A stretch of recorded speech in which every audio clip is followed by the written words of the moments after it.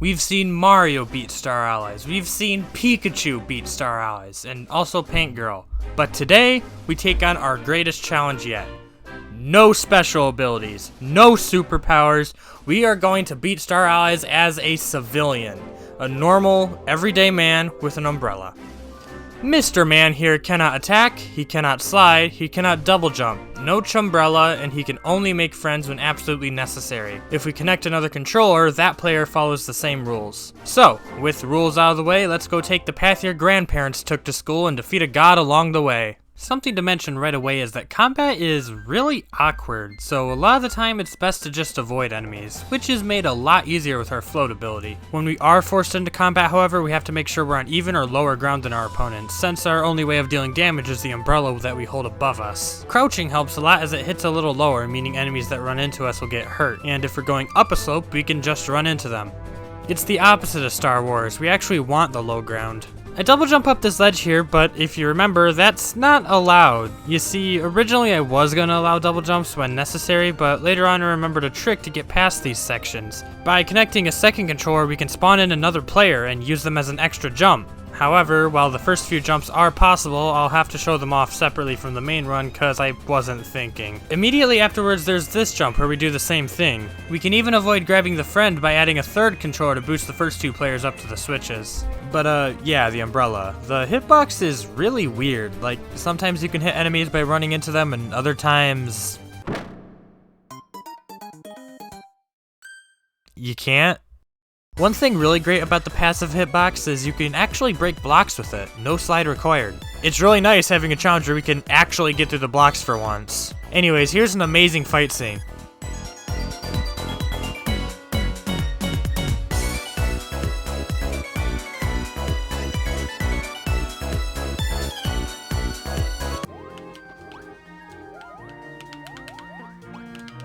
New tech discovered.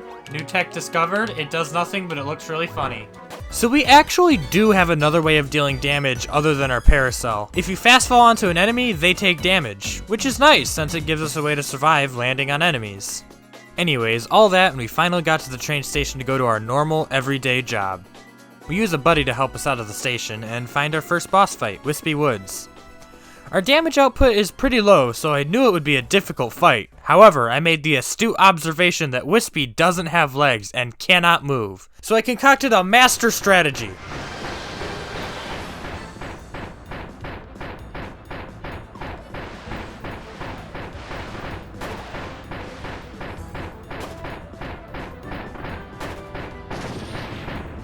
Eventually he does move to the center, and he tries to dissuade us from standing next to him by raining apples. Fortunately, as an ordinary everyday man, I've dealt with this before, and I use my trusty umbrella to keep myself safe, rendering the entire attack useless. This next section has us breaking blocks to figure out which path to take. But we can't break the fire blocks. Fortunately, I have over 250 hours in this game and remember that it's the bottom path. Immediately as I went to pop off over remembering it correctly, I noticed another issue. Without double jumps, we can't make it up the ledge here. And the other paths got blocked off. Fortunately, we have a solution. Suicide. We keep that power-up we grabbed even through death, so really we didn't even lose anything. Next we head into DDD's castle and fight our first mini-boss. Mini-bosses tend to be very mobile, which is an issue for us because of how close we need to get to deal damage. A good trick is to crouch next to them, since crouching makes the hitbox wider than just standing. Anyways, on to DDD. Are you ready to see Phase 1 DDD actually be scary? Because he moves around a lot, and I think he's gonna be scary. Okay, never mind, I lied. The second phase moves around a bit too, but he also stands still for a bit, so it's pretty easy. There's not too much to talk about the start of level 2 other than using a buddy here as a stepping stool, and then we get to the infamous water section. There's no active hitbox in the water. Oh no, and Parasol is considered a water ability because you can use it underwater. The run dies. The run is dead. Sure enough, the very next room requires us to break this box, which we can't do underwater. You know, I'm pretty sure this exact room has killed all of our other challenge runs too.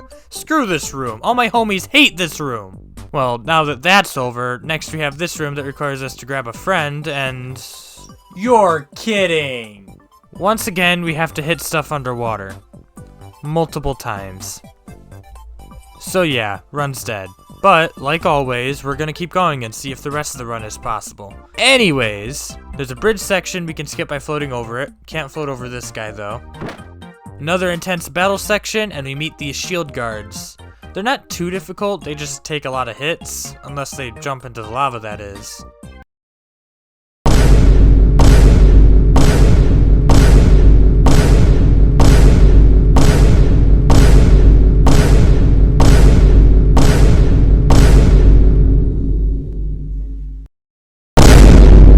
I was struggling a bit with this part, but eventually I was able to line up a jump that got me across safely.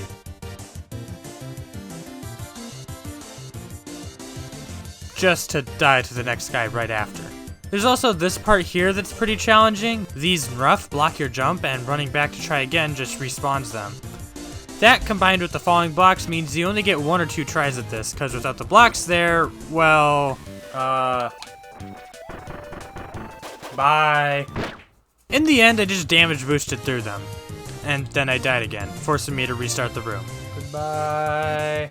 Well, here's another way to get around the rough. You can leave this barrel here, let them bonk into it, and follow behind them so they stay on screen and don't respawn up top. This room has been surprisingly challenging, and to top it all off, we can't even make the jump at the end. Well, not on our own.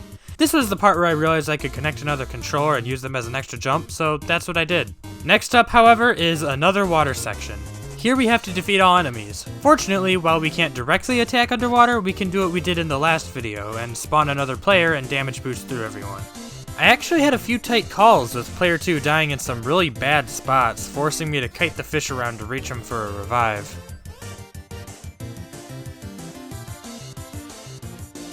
One more buddy hop and we're done with the water levels for a while. I like this next room a lot. It's therapeutic. Anyways, death. Another buddy jump to reach this guy during the ambush section. Everything else can be handled pretty easily just by crouching and letting everything come to you. Next up is Meta Knight, who's actually pretty challenging. He's a small target and he moves around a bunch. Most of the damage I got here was by standing next to where he was about to land, as trying to hit him while he's grounded can be pretty risky because of his sword attacks. During his tornado attack though, you can get a good bit of damage. The first part of phase 2 is similar to phase 1, it's just even more dangerous to get close to Meta Knight. When Meta Knight does his giant rock attack, you can actually break them and get some good damage off while he's stuck. Eventually, after nickel and diming him for damage, the fight's over and we can move on to level 3. These blocks are a pretty staple part of this section. At first, they're not too much of an issue, just requiring us to take the time to clear them out. But we start to run into an issue when these blocks become wider than 3 blocks. See, while we can break blocks with our gliding hitbox, it doesn't hit low enough to break these 1x1s next to us. Which means at a certain point, we can't break any more of these blocks, meaning we're stuck. We have to use a slide to get past this part, so the run dies for a 3rd time. Well, as long as that's the last of these block structures, we'll be... Oh no, there's more of this! Okay, so there's 2 of them. As long as there isn't a... And I have no way of dealing with this either. Okay, yes, we had to slide 3 times. Let's just move on and forget about that. Moving on! After dying real quick, it's time to fight Pon and Con. They're a bit tricky. You have to hit them from below while they're running across the platform. Just be careful not to jump too high. A safer way to deal damage is to wait for them to cross and then drop down from the platform and hit up to open the parasol as soon as you're airborne. Oh yeah, that's a cool little tech with parasol. It's not too useful outside of dealing damage, but it's pretty cool. Oh yeah, I died. See, crouching to block enemies is great when you're not on a platform, because if you are, crouching causes you to drop through it. So instead you have to time a down press very lightly so you get the extended hitbox but don't drop through the platform. It's not easy. But yeah, sometimes you have to forego dealing damage in favor of just trying to not get hit, and sometimes that requires you to perfectly perform the Milady tech. Sometimes Pon and Con refuse to give you a pattern that you can safely hit at all, but finally, after a lot of patience, they fall and we can move on. The boss fights are tough. The boss fights are tough. The standard enemies are tough too. After skipping a friend bridge section, I immediately found some more uses for the tech I discovered in the Pon and Con fight, which is pretty nice. Anyway, here's Francisca. She floats at the perfect distance to get hit, as long as we can get close enough to her. We find another use for early float here, as it lets us deal extra damage with each jump. And that's everything I have to say about Francisca. Literally nothing of interest happens between Francisca and Flamberge, so now we're fighting Flamberge. Flamberge is extremely similar to Francisca in terms of strategy, so there's not really much to talk about. Combat is so weird because it is all with the joystick. There are no buttons you press in combat aside from jump. All of your attacks are with your joystick. You want to attack to the sides, you hit down. You want to attack above, you have to hold up. Like, all of my attacks, quote unquote, are all with the joystick, my movement. It's weird, but cool. Anyways, we still haven't made it to our normal everyday job, but we have made it to the second train station. You know, I wish they'd inspect these tracks one of these days. You know, just something about it just doesn't feel up to code, you know what I mean? Like all train stations, we can't leave unless we climb off of another person. We pass the best room in the game and move on to Zan Partizan. She's a bit trickier than the other two sisters, as she makes it a lot harder to get under her to do damage. But when you do, it's business as normal. The second phase is a lot easier, as it's just spamming early float so she attacks literally everywhere on the screen except where we are. Moving on to level 4, there are a few niche situations that early float can help with outside of damage. Because we start floating earlier than normal, we can reach ever so slightly farther than normal, which helps us take out this Scarfy, for instance. Here's a few deaths you can laugh at.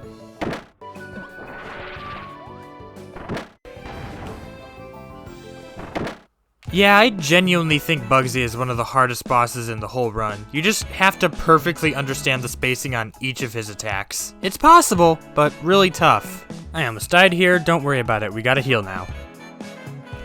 Wispy Woods! Okay, we do something different actually. We can use early float to boost our DPS a bit. Yiggy Woods! Nothing can be easy, can it? But yeah, this fight is really simple. Ow. I thought it would die and it didn't die.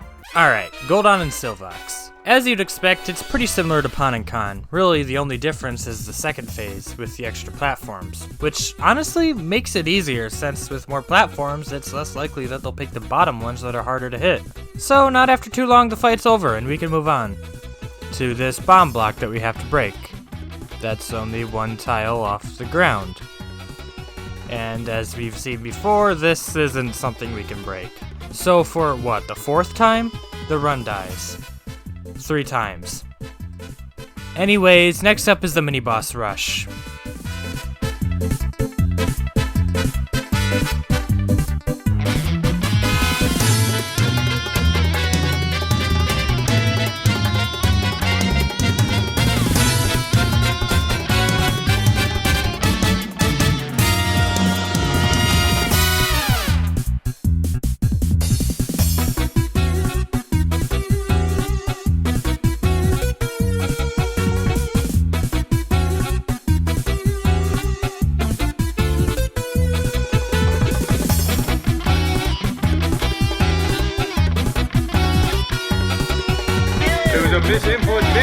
It's pretty fun to run and dodge everything in this section. Moving through it without getting hit feels super clean. We do a buddy jump, we do another one, die, and do yet another buddy jump. Now we wait on the elevator.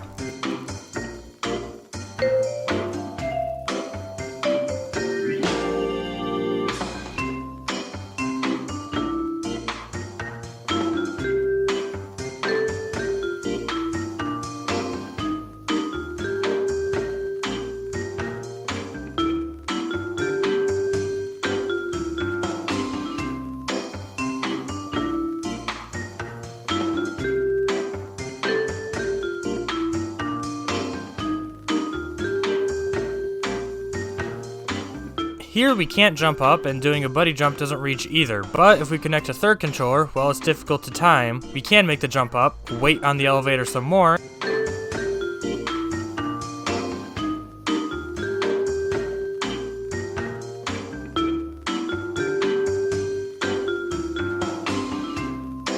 and make our way to the Francisca rematch. She's mostly the same as before, give or take a few attacks. Of course, last time we didn't know about early float.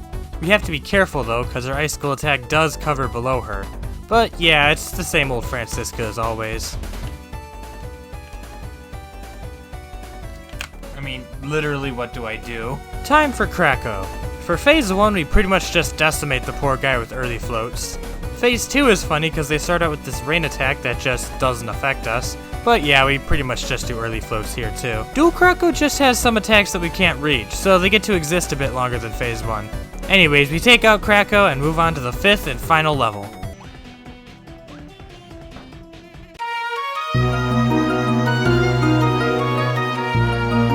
There's a wall we have to slide under. The run dying randomly seems to be a common occurrence, so I won't linger on it. Next up is Flamberge, who, again, is pretty much the same as the first fight. Watch out for Phase 2 though, you want to position yourself towards the center of the screen to avoid her fire cannon attack. Not too hard of a fight. And then guess what happens next? Urgh!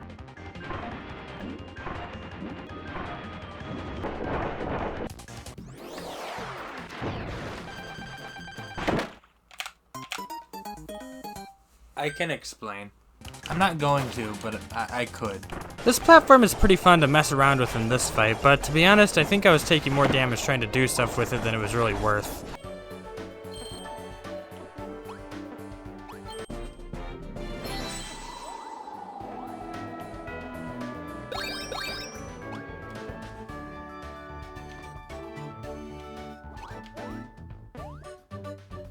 What's the point of this, though? Like, why'd they have to do this? This one's just mean. This doesn't have to be here. This could just be a doorway. Nope. Add another slide to the counter. Okay, are you ready for the absolute hardest room in the whole run? Well, ignoring the fact that the run dies here anyway. After activating this block, the walls here move around and we have to get on top of this one here before we get crushed. Needless to say, a single jump doesn't quite make it. To actually make it up without double jumping, you need to use 4 controllers and perfectly perform 4 buddy jumps, which, with only one person, is quite difficult. Alright, this one I'm holding up with my foot, holding up with my fingers, all my fingers. That was so close! That was so close! What makes it so difficult is that you can't just hit up with each controller all at once. You have to stagger it so that the higher up players jump off slightly after the lower players, so that they hop off at the peak of their jump. So foot on player 3 to jump off immediately holding up. Foot on player 4 to hit A to jump as soon as I unpause.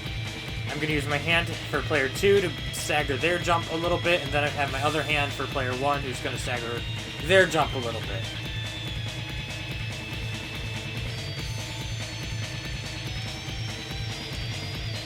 I was hitting B, because I have fat toes.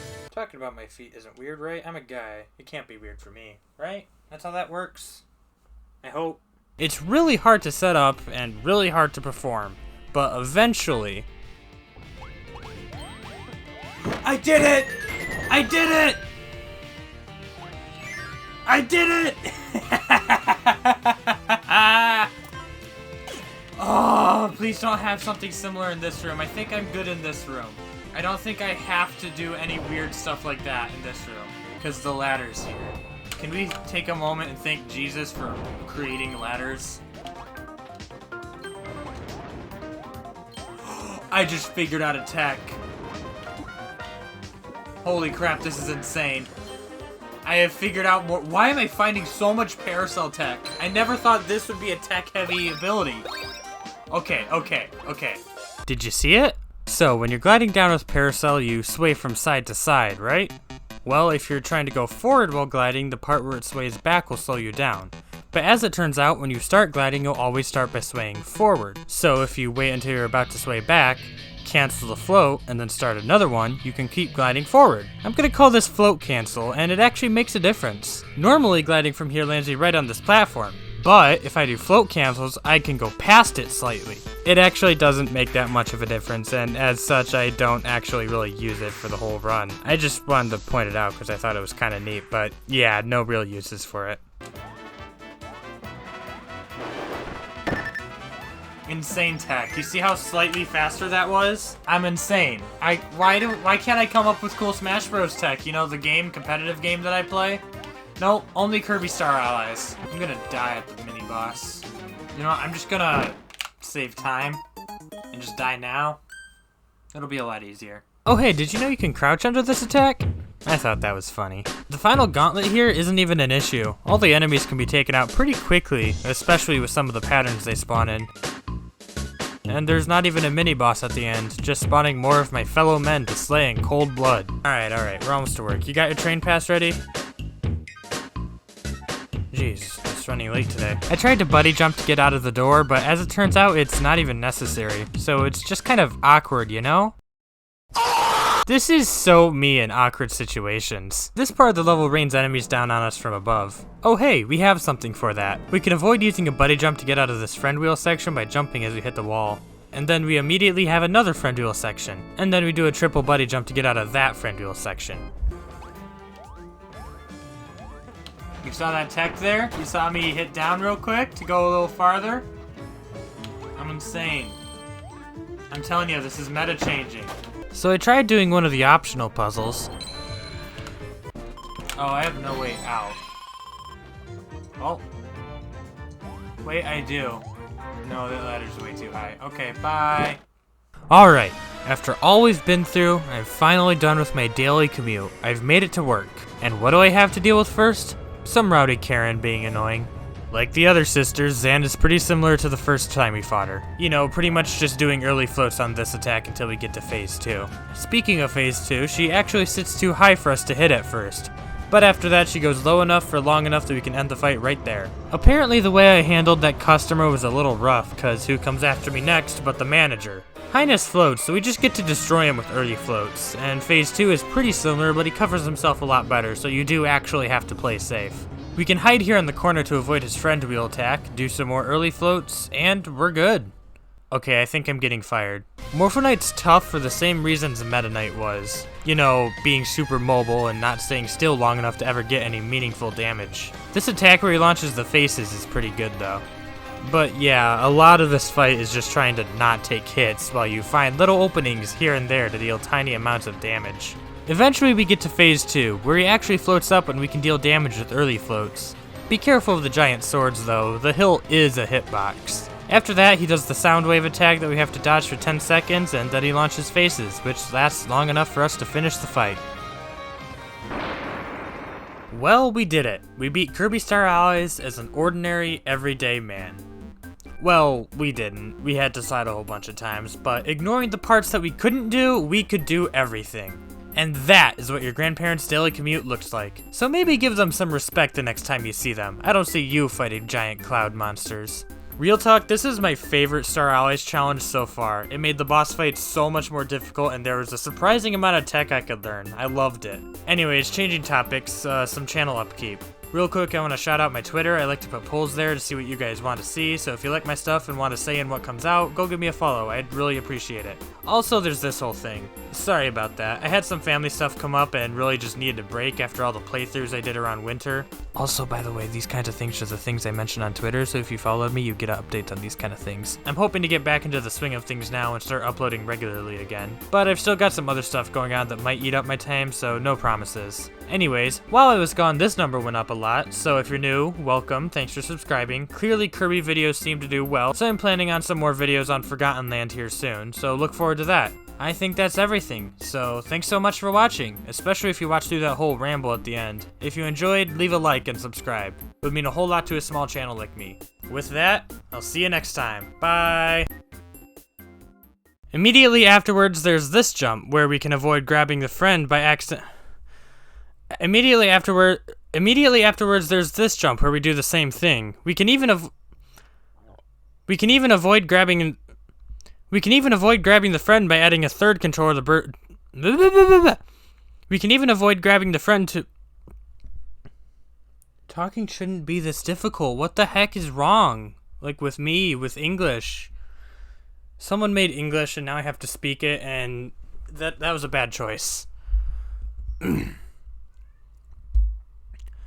Immediately afterwards, where was I? Oh god, I lost where I was. This is so me in awkward situations. You know, I guess I'm just quirky. Quirked up with the goated sauce. Busting it down quirky style. Sipping on some quirky sauce. That's me.